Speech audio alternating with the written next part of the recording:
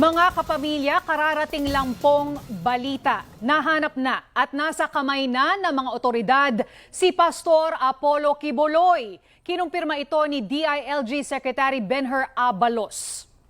At ito po ay nangyari matapos ang 2 linggo na araw-araw na paghahanap ng mga pulis po doon sa compound ng Kingdom of Jesus Christ. Nako, mahaba-habang teleserye yung nangyari. Oo, abangan po natin yung mga report pa ni na Hernel Tocmo na nasa Davao City na kanina nandun lang sa labas ng KOJC compound. So, saan ngayon dadalhin si Pastor Apollo Quiboloy, ano? At ano yung gagawin din ng mga miyembro ng KOJC sa ganitong development. Diba? Yan yung abangan natin. At isa sa gustong malaman ng mga tao ay kung ito-turn over natin siya sa Amerika.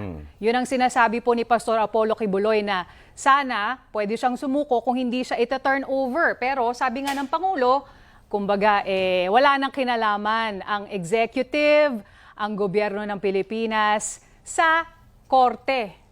At mga kaso. Ang isa nga alamin din, talagang paano nahuli o nakuha, 'di ba? Ano yung saan? Ito yung mga detalye nga abangan natin dahil importante po ito mga kapamilya. Tuloy-tuloy po ang ating pagpapatrol sa bayan mula Lunes hanggang Biyernes sa TV Patrol. Alas 6:30 ng gabi hanggang Sabado at Linggo sa TV Patrol Weekend. Sa bago nitong oras, alas 5:30 ng hapon.